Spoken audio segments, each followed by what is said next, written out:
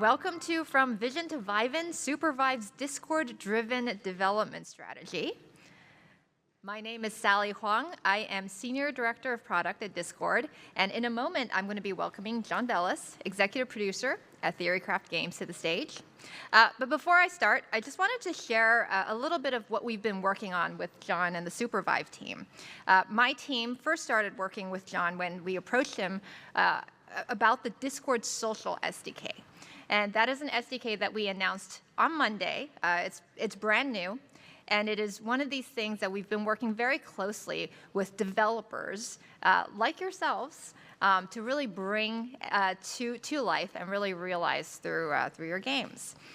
If you guys were able to make the Discord for Devs talk this morning, we went through a lot of the features and the value proposition of the SDK. But for those of you guys who missed it, I just want to give you a really quick recap of some of the features that we offer, just so that you have a little bit of context for some of what got integrated into Supervive. So in a nutshell, our vision at Discord is to help connect people across everything gaming, both in and out of games, for competitive, cooperative, and even solo gameplay that leads to discussions and UGC and meta gameplay. The Discord Social SDK enables that vision by seamlessly powering your player connections and your communication features, even for those players who do not want to or who do not have a Discord account. So here's a couple of examples of some of the features that we offer as part of the SDK, some of which you might see in Supervive. One of the features is the Unified Friends List feature, in which a Discord user can actually log in with their Discord account and bring their friends into the game so that they don't have to start with an empty friends list. But the really cool thing about the Discord, about this new feature, this Unified Friends List, is that players not only see their Discord friends in the game, but they're also able to see their in-game friends in Discord, which unlocks a whole sea of capabilities. One of these great examples is how it shows up in our cross-platform messaging feature. And in this particular example, we have an in-game friend, Loki. And Loki is somebody who is, again, coming from in-game, but does not need to have a Discord account. And without having a Discord account, he's able to message his friend, Rose, who has connected previously her Discord account and has consented to receiving messages from the game on Discord. And in this particular example, Loki is actually able to convince Rose, who is not in-game, but is receiving messages on Discord, to come join her in the game.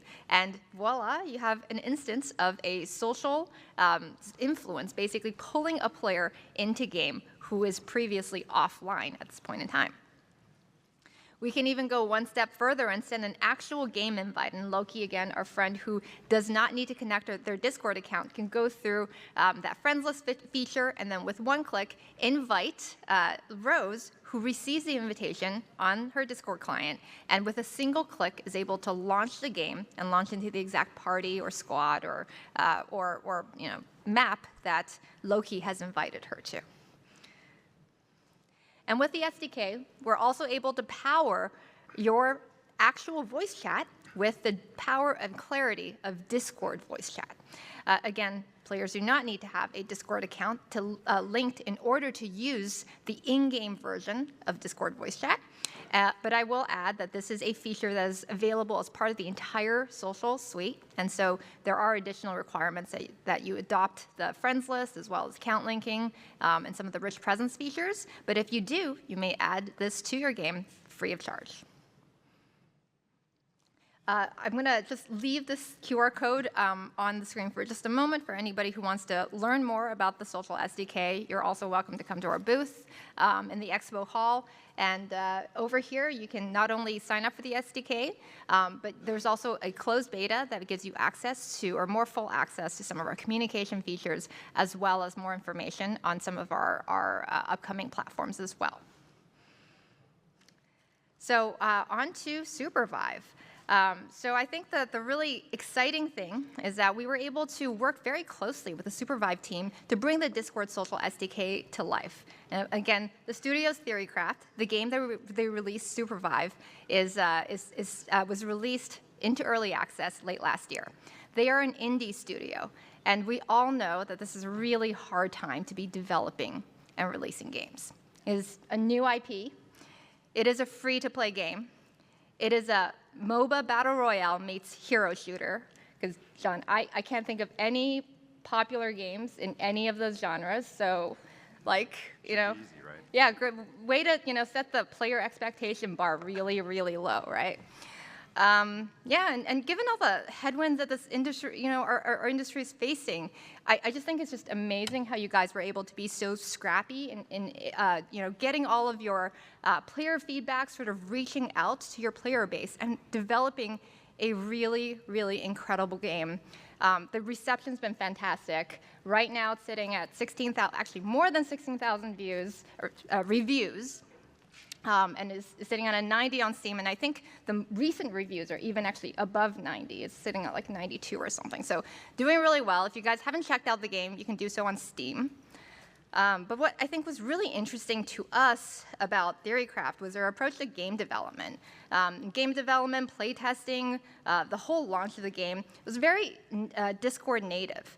And I think how they approach this was the story of this is really the backbone of how a studio can be scrappy and how they can realize the sort of vision of their game and ultimately building the right game for their player base. And so I'm going to turn it over now to John to share that story.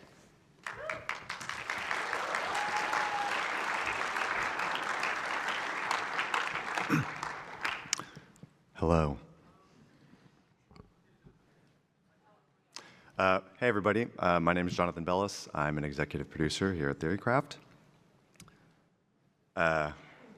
If you ever find yourself giving a talk on a Thursday, make sure you limit the amount of fun you have on Tuesday and Wednesday. I did not do that, so please bear with me. Okay, I want to take a second and geek out. So back in 2008, I was only a few years into the game industry. And I was able to get a badge from work to go to GDC. It was my first GDC. I don't know how many of you remember your first GDC. Maybe it is your first GDC. If so, amazing. As somebody that was an aspiring game developer, I definitely wouldn't label myself as one at that point in time. I was starstruck everywhere that I went. I was a huge G4 TV fan. I stopped Adam Sessler in the street. He was kind enough to take a photo with me. I remember being so grateful to the speakers who were sharing their experiences with the games that they were making and helping other developers make great games for players. So I'm honored to have the opportunity to speak here today and hopefully pay it forward. Okay, so who's Theorycraft Games? If you're here today, maybe you already know. We're a fully remote studio. We started up in December of 2020 on the heels of the pandemic. While we did start fully remote out of necessity, all of our founding members were aligned around the idea of fully embracing a digital workspace, trying to lean into its strengths and mitigate its weaknesses. As Sally mentioned, we're also an independent game studio. It's got a lot of challenges. We're completely unknown to our players. We're working on a brand new IP that nobody really knows about. It really is an uphill battle to get players to pay attention and give you a shot, especially in the modern gaming landscape that is dominated by giant studios with big budgets. That said, our philosophy and our approach for building games is that we focus on human needs first. We aspire to make games that are unapologetically deep with the hope that we can infinitely delight players. And we believe that players don't want to be prescribed games. They want to be at the center of them. Our debut game is Supervive. As Sally mentioned, MOBA BR meets hero shooter. Our fans describe us as Apex Legends meets League of Legends meets Smash. We exist at an intersection of genres that have a lot of difficult design and gameplay challenges that are tough, but we believe they're worth solving for players. Here at Theorycraft, we believe that games are just straight up better when played with your friends. And so that's honestly where the Discord story kind of started for us. As competitive gamers ourselves that came from League, Overwatch, Dota, Apex, many other competitive games, We chose Discord as a place to organize our company because we had already been organizing ourselves and our friends in Discord. We had a deep conviction that Discord would be the social platform of choice for years to come, and that finding people to play would just be frictionless and easier if we did it on Discord. Strategically, we were validating this thesis in our daily interactions with our players. Creators were telling us to add them on Discord. Players were more likely to join us on Discord than Instagram and Twitter combined. Whenever any playtester wanted to build a community of their own, they inevitably started with Discord. Embracing a platform that was so native to our target audience meant that they would feel right at home with us from the start. And we knew that we were going to learn way more and build faster if we could have a tight engagement loop with those players.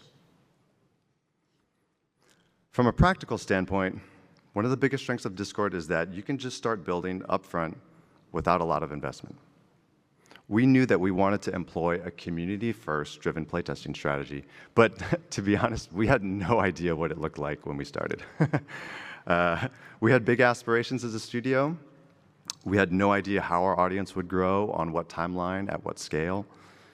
What we did know is that we would have to refine our process as we went, through experimentation and iteration. So picking a platform that would help maximize for flexibility and accessibility was key to us. Once we had decided on our platform and where to get started, we needed to define how we wanted to work in a remote environment. It's no secret by now, distributed work, it's hard, it's tough. And at Theorycraft, we're trying to build something from scratch while simultaneously trying to build a world-class team of people that may not have even met each other before. It's also hard because culturally, we want to have a high freedom, high autonomy, open and honest culture, and that depends a lot on trust. So in a distributed work environment, how do you tell if the person that you need to communicate with is currently available without interrupting, their flow state? Or when you're working in an office with other people, there's kind of like this productivity buzz that's all around you, and that motivates you to want to work harder. How do we recreate that in a digital workspace that doesn't feel like Big Brother is watching you? While we use a lot of tools to work remotely, we rely on Discord for presence, for the purposes of creating a virtual office environment. Here in this screenshot, you can see we've got a bunch of different offices that belong to individual members of our team. We have a bot that'll automatically create an office for you when you press a button. Our core working hours are from 9 to 5, Monday through Friday. And during these times, we commit as a team to being online and visible in Discord. If someone's in their office, we assume that means that they're open to being dropped in on. If you are focused on a task and you want to kind of close your doors, then you just deafen. If you want to reach out to somebody that's deafen, you just ping them and message them. In practice, this means that the process of collaborating with somebody is just looking for a particular office, jumping in, and starting to work together on something, all minus the walk across campus. Or an example that I have up here is you can see Justin's office, and Jaren is visiting him. She's sitting here in the office, in the audience today. And I can even mouse over what's being streamed and see what they're collaborating on. In a way, it recreates that feeling of walking around the office, looking at different pits, and seeing people working together on things. It's not perfect, but it recreates organic collaboration, and it's really effective when a team commits to it and leverages it well. We also have a Hangout while working channel. We use that Hangout chat as a way to simulate working together while sitting next to other people. You'll often find people that work on completely disparate parts of the game that just enjoy each other's company that are working in there. They don't mind some background noise. And we also have a game room specifically for streaming games to one another. Discord streaming has been an incredible tool for us. As game developers, we believe it's important to play your game, but it's equally important to watch other people play your game. We playtest our game daily, and different players will stream their perspective to other members of the team. Has anybody here in the audience ever worked on a competitive game? Can you raise your hand if you've worked on a competitive game? Cool, cool. Yeah, there's some here. If you've worked on a competitive game, you probably know that balance issues can be controversial. We actually use streaming and clip sharing as a tool to resolve those controversies. Internally, we call it showing receipts.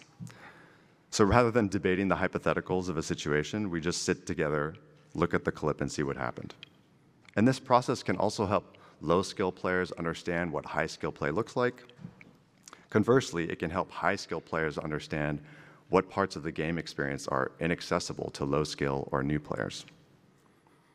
And so as we learned to leverage Discord as a playtesting platform internally, we scaled and started to use it as a playtesting platform externally with players.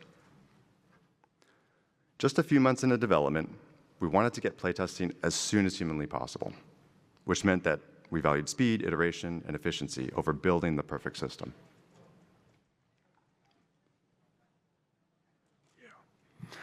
So at Theorycraft, we've taken an alternative approach to prototyping and development. Most companies build 80 to 90% of their game before they let people externally play it. We wanted to playtest our game with real members of our target audience as soon as possible. While we exercise our own judgment and evaluate as game developers, the real test is whether or not players enjoy your game. What do they say about it? Do they show up tomorrow? Early on, we playtested with an incredibly manual process of signups, emails, and granting private playtest roles to players on Discord. But this created a kind of secret community vibe. Players would join our Discord because they were interested in the game, but then we had these exclusive rooms and discussion channels where they would engage more directly with our developers and provide feedback as playtesters. Something that was really different for us relative to other platforms that we've operated on before is how real-time the interactions were, which made a difference when it came to helping players with issues. This is Felipe. He's a software architect on our team who would be in our Discord triaging issues directly with players. He mentioned himself at one of our offsites that the real-time connection that he had with players allowed him to troubleshoot, triage, and identify issues way more effectively than via email exchanges or asynchronous posts. This type of interaction also comes across as super responsive to the players who typically expect to leave something somewhere and then hope that somebody responds.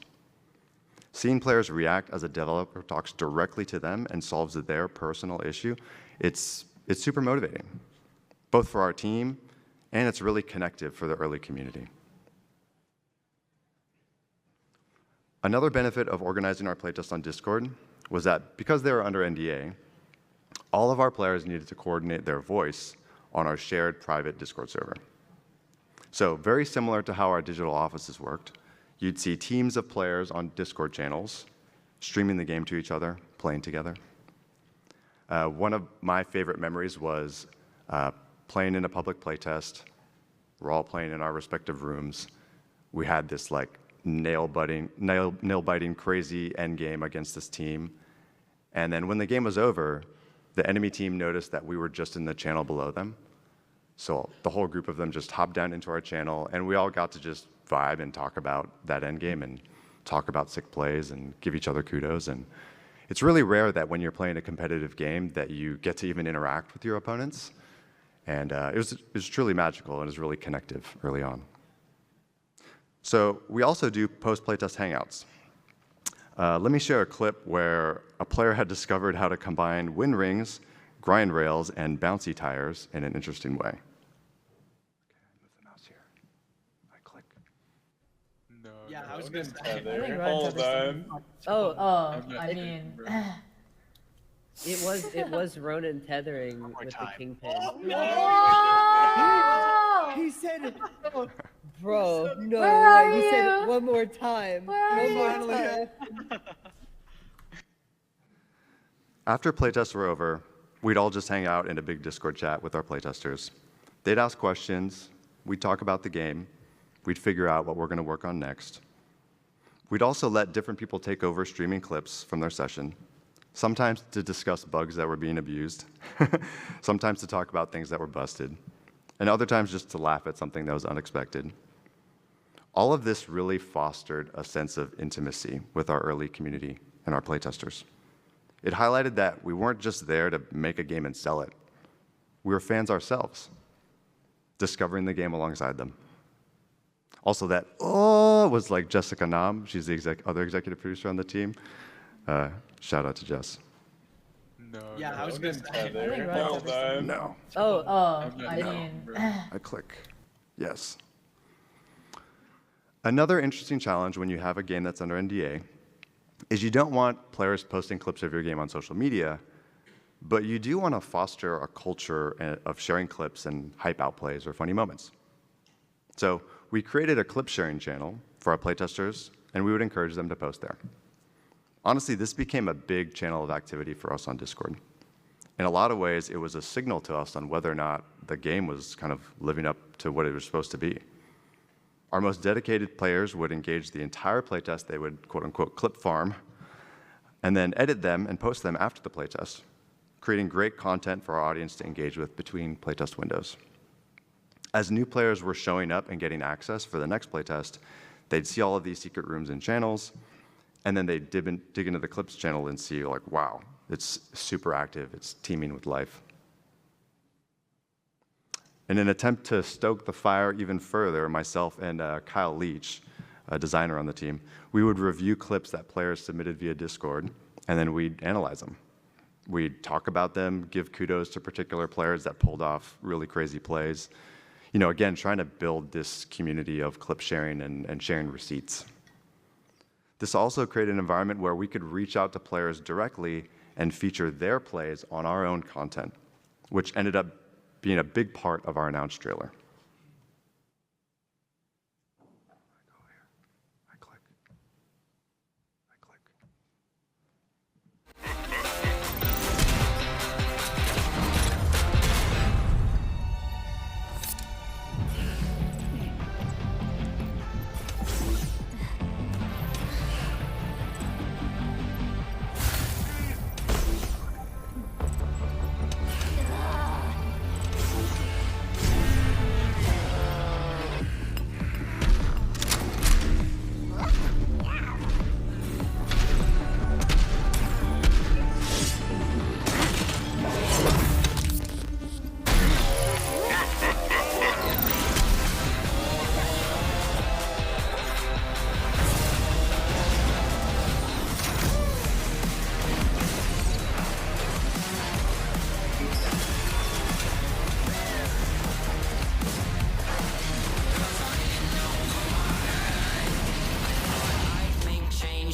Overnight, I was 20, thought I had a good hold on life. Didn't know it at the time, I was not alright. I'm in over my head. Have that most wanted. That's their way to get their player back. They're just gonna keep fighting. Oh, it's looking pretty good for blue here with armor. I have a good dagger in there. I'm going in. Going in. One down. Two down. But a huge ulti from Weedle, instantly taking out 2 players. Got making the play up Sentry. Let's go, baby.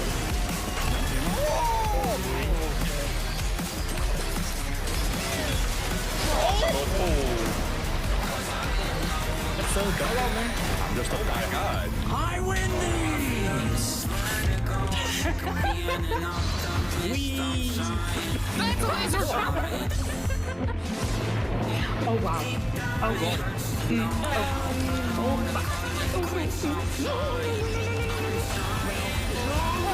Muito cuidado. Ótimo.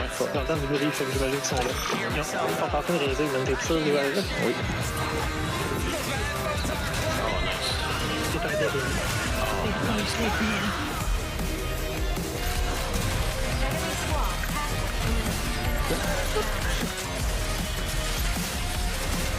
That was so cool. You see what I used it. Oh my god. nice. They're all, dude, what the? Shut up. Please tell me you clipped that.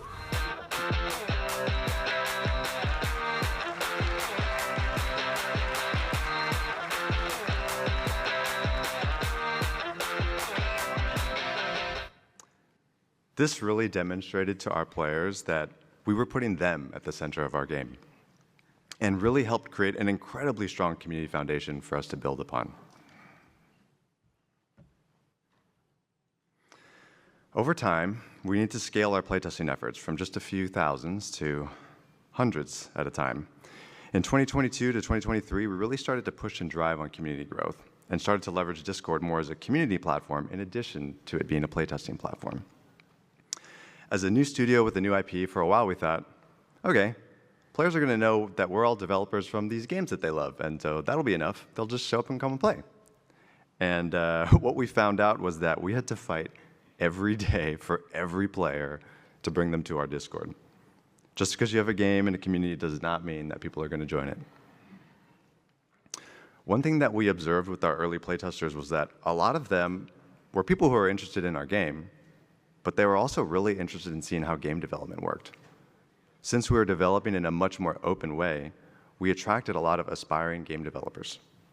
So we decided to lean into that and hosted a series of career nights where we'd feature different disciplines, signal out to our community, and then have a direct discussion with people about what it's like to work in the industry. Tell stories about how we got into the roles that we're in, or provide discipline-specific context to help people find their bearings. And then we'd convert those panel participants into ND8 playtesters. We used Discord stages for these smaller groups, and it was a great tool. Over time, we started using it for bigger applications, like hundreds of people for our community show matches, with our developers and community members as shoutcasters. God, how is Karate Monkey alive out here? Oh, but it gets grabbed by Kingpin, and that's gonna be it for the story of Karate Monkey, is I it? think. Is it? No? Is That's it? one, but the snipe No is way! not there. There's Right into his team! Oh my god, he got out! Not only were these show matches demonstrative of our competitive focus, but they kicked off every playtest with a high-energy moment that helped players squint through the dust and see the potential magic that we saw. It gave us a platform to showcase the game updates for each patch, and it also gave our players a platform to compete, be seen by the community, and really demonstrate what high-end competitive play could look like for our game. I want to take a minute here to shout out Cody Owens over at Discord, who helped us get into the early beta for expanded Discord stages, which really allowed us to go big for these events. So thank you, Cody. God, how is Karate Monkey alive out? At the height of our ND8 playtesting in 2022 and 2023, through some combination of MailChimp, Zapier, and homegrown Discord bots, and a little bit of manual labor, we were able to invite tens of thousands of playtesters to come and check out Supervive. We grew our Discord from just a few thousand to almost 50,000 during that year, and then to 120,000 in 2024. And again, the way we structured it is that we would have this public area where new signups would be able to see some limited stuff about the game, and then after you were invited to playtest, you'd get the playtester role on the server, get access to a whole bunch of new channels, again, the secret club. In April of 2024, Discord reached out to us to let us know that they were working on the Discord Social SDK. They were looking for potential partners to integrate with. Sally talked about the SDK earlier, what capabilities it unlocks. It really is up to the development teams to figure out what kind of experience you're going to provide with it. So when we heard about it, we were pretty excited. Let me share some context as to why. When we set out on our game development journey, we charted a course for making a game that was best played with friends, and as we playtested with our audience, that came to bear in a really big way for us. A huge percentage of our game hours are played with at least one other friend in their party. Comparatively to other competitive games that we've operated before, our pre-made and full pre-made sizes were crazy. Playing with friends is a core way that people choose to experience Supervive. Also, players who team up with their friends, they're not only likely to play for longer sessions, but they're also most likely to come back. So, social connections, they keep players engaged. And so when we saw features that the Discord Social SDK provided, we were pretty excited. Expanding social presence of our game on Discord felt like a pretty big step up in terms of visibility. As gamers ourselves, we understand that you're just more curious about games that your friends are playing than games that you get served ads for. And also, being able to invite friends that don't yet have the game in a pretty seamless way, it just felt like a ton of value as an indie studio that's pretty small. Everything here is just social stickiness, just all up, and so we were game to explore how it could work. As we worked through the implementation with Discord, we started to uncover some details about the player experience that needed attention. And one example was how friends get added. It's a common experience, you're playing a game, you're playing solo queue, you play with somebody, you perform well, or maybe you just have good chemistry with them, and you're like, sweet, I want to add this person. In an older version of the SDK, in a case where both people were Discord linked, sending a friend invite would mean that you also became friends with them on Discord instantly. And this set off some alarm bells for us. Giving away your Discord is kind of like giving away your phone number. I might want to be friends with you in Supervive, but I don't really know you. So we expressed this concern to Discord, and they came up with and implemented the solution to further separate game and Discord friends in the updated unified friends list. With the new unified friends list, 2 solo queue warriors can meet each other, they can friend each other, and then they'll just be game friends at the game level. Afterwards, they can decide, after they play a few more games, they can decide to become Discord friends. It's a distinct and separate action. Not only did Discord help put this together quickly, but they also pushed hard with their internal teams to add this to the SDK in order to meet a timeline that we had. Both their team and ours agreed that if players found this integration annoying or confusing, then people would just link and then unlink instantly, which wouldn't help anybody, really. Discord was super amenable. They really cared about prioritizing the clarity of experience within our product, and that gave us a lot of confidence to move forward with them. It was really great working with a partner that felt like they were prioritizing us, our player experience, and even putting aside some things that honestly benefit Discord in order to ensure that players want to use this.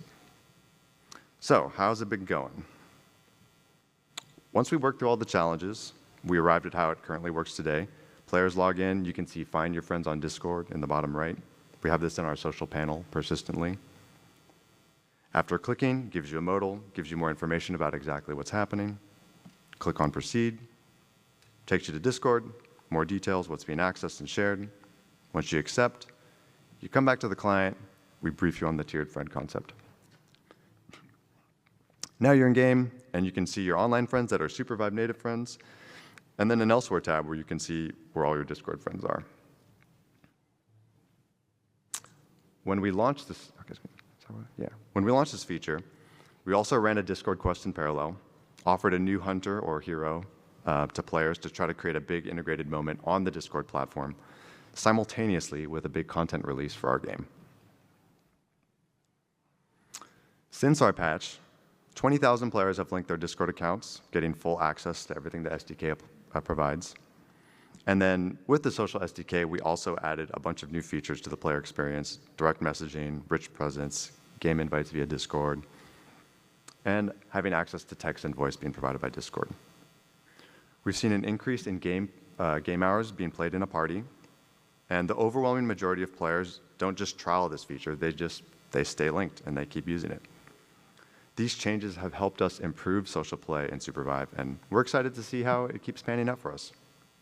So, to take a step back and sum it all up, at Theorycraft, we use Discord as a company platform, a community platform, and a playtesting platform. As a company platform, Discord has been a home for Theorycraft. It's where we set up shop every day. Through digital office presence setup and ensuring that we reinforce that culture with our team, we're able to achieve a level of digital presence that really helps us realize the benefits of in-person organic collaboration to the best that we can. We also try to recreate other trust and culture-building elements of in-office work, like team rooms, hanging out while working, and also game rooms to play, watch, and learn together. As a community platform, it started small and quickly for us.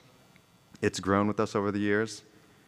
It's really important to look at the way that players are using your Discord and think, what are their needs and what's the best way that you can cater to them?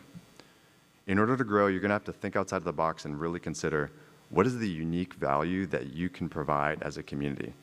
For us, that answer was development perspective and playtest access. Discord Stages is a great one-to-many communication tool. We used it at first for smaller things, and then larger and larger things like show matches. It's basically like a private Twitch channel for your community. It can probably be used a lot of other ways that are even more creative than the way we used it. And then lastly, think deeply about the experience that you're providing for people that are new entrants to your community. But then also think about, what do you want your insider access experience to be like? What are the unique things that you can provide for your insiders that will make them want to stick and stay and be a part of your community? And then Discord as a playtesting platform was instrumental in our early stages of playtesting. Even still today it is. It's where communities of gamers already live. It's fairly frictionless to get them to come and try out what you're doing. The direct real-time interaction that you can have with players isn't just great for feedback.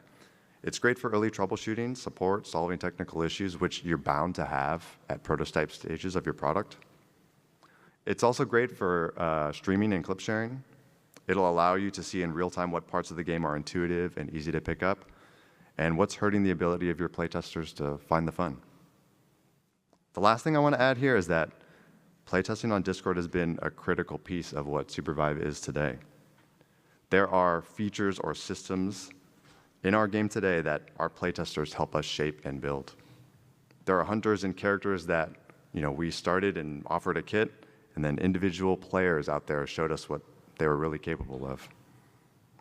Playtesting on Discord is going to give you a deluge of feedback, and it's going to happen fast. If you have a team that can leverage and iterate quickly, then you can really experiment and prototype at a speed that I've honestly never seen or experienced in my history in the game industry until working at Theorycraft.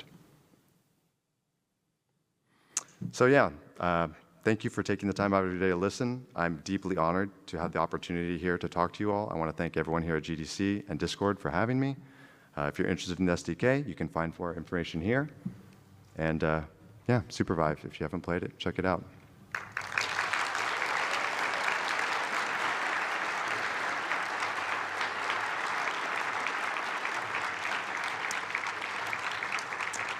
I think we have a few minutes for Q&A.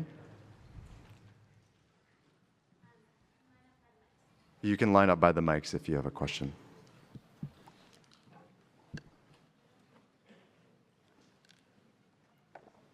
Hi, John.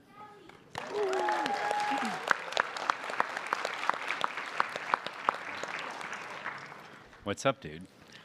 What's up? For the company platform part, what kind of steps or pitfalls have you run through to protect against security risk or leaks when internal employees are using a platform that's less secure than what people would normally use? Yeah, that's a great question. I think if there are materials that you're really concerned about from a security perspective, then we use other tools to share files and things like that, or things that we're a little bit more concerned about. So yeah, I think just supplementing with other tools. Good to see you, Chase. Thank you all for coming. If you're currently headed out, please lower your voice so we can have Q&A quiet time for John and those who are asking questions. Thank you. Same with Sally. Hi, I'm Nico. Oh, Jesus Christ. I just wanted to ask, from the perspective of building your Discord and building the community on Discord, how was it like, how was it like creating the boundaries between the developers and also the community? Was there anything that came up, or did you have a set boundary that you established with the development team beforehand? How was that like? That's a great question. One thing that I would say is honestly the lines get a little bit blurred. I think when you are in Discord and you are involved with your community, you're often not even just messaging on that community channel. You're direct messaging, you're in group chats, you're having discussions after playtests with voice. And so I think it does require that your development team is down for that. I think if your development team is not down for that, or if you don't have developers you think are well suited to that, then I think it's still helpful, but I don't think you're going to get as much out of it. Yeah. But I also think if I were to do it all over again, I think that knowing that up front and kind of setting that expectation with either the people you hire or the people that are on your team would be super helpful. All right. Yeah, that's super great. Thank you so much. No, thank you. Great question. Hi, thank you again. My name is Spencer. The question that I had was, you mentioned how you learned early on in the development cycle that the community you were growing was particularly interested in, learning how to get into game development. I was just wondering, was there any form or specific thing that stood out as a way for you to determine that? And if so, was it something that you leveraged as part of setting up your Discord social SDK? I was just curious to learn kind of how you did those discoveries with your community. The main way that we determined that that was what our audience was interested in was honestly just talking with them. We had a bunch of either off-topic channels or just general discussion channels. And then we would not just like watch and see what people are talking about, but we'd be in there with them and, you know, kind of interacting with them. And that was like a predominant theme in a lot of those early discussions. So yeah, just kind of like watch what people, or listen to them, hear what they're saying, hear what they're talking about. It might be other games, it might be your game, it might be a movie, whatever it is. Yeah. Awesome. Thank you. Yeah. Hi, I have a specific question about your having the company and the separate like playtesting kind of community. Did you have separate servers for like when each coworker goes into their office, or how did you split those things up? Did you just have privacy settings on channels, or? So we would have our own. We have our own Theorycraft like kind of company Discord where we do a lot of our in-office collaboration and, you know, showing up for work, and then we have our separate community Discord or Supervive Discord. Mm-hmm. And then there are even, you know, subdivisions of that that are separate. There's like a competitive one, there's a creator Discord. So Gotcha. I think when you're starting, keep it to as few as possible. But I think as you grow, you'll find different needs and niches, and just know that it has a management burden when you expand. But Gotcha. Yeah. Thank you so much. Yeah, no problem. Hi, yes. I have a server of about 17,000 members that I use to help me develop my games. And I can only get about 100 to 200 of these members to actually play the game with me. Do you have any tips on how to increase member interaction and like commitment to the game? Yeah, that's a good question. I think, I mean, part of the answer is going to be whatever your product is and whether or not it's compelling. I think the other part of the answer is when you message out to that community, what's your call to action? You know, is it just like, hey, come and play test? Or is it, an example that we use is like whenever we message out to our community, our marketing team tries to work really hard to make sure there's a really clear reason to show up, or there's a really clear new thing for you to conceptually wrap your head around, and that's why you should come and try today. So I think part of it is marketing and framing, but the other part of it is like, yeah, you just have to have a product that people want to show up for. Yeah. All right, thank you. Yeah, good luck. Hey, how's it going? Yeah, thanks for taking the time to have this talk. I guess I kind of have like a, maybe not necessarily off topic, but tangential question. And I guess just for context, I am a product manager at PlayStation for our publishing tool to basically help partners get their content on the store. And yeah, basically kind of like a problem that we see indies specifically run into is they don't exactly have that kind of like white glove service that you know, our AAA partners have. So, you know, trying to think of ways that we could kind of help solve that problem and close that gap for those smaller partners. And, you know, my coworkers kind of worked on like a small idea of like kind of like a social kind of thing for partners, right? And, you know, seeing this SDK and whatnot. Yeah, I know its primary use case is more so for game developers to implement in their games themselves, but yeah, I was just wondering if like you think like the SDK itself would support like the use case of you know, partner tooling as an example, as like I think that's a question for Sally, not me. Is working? Oh, there we go. Yeah, I mean, we are 100% open to all of these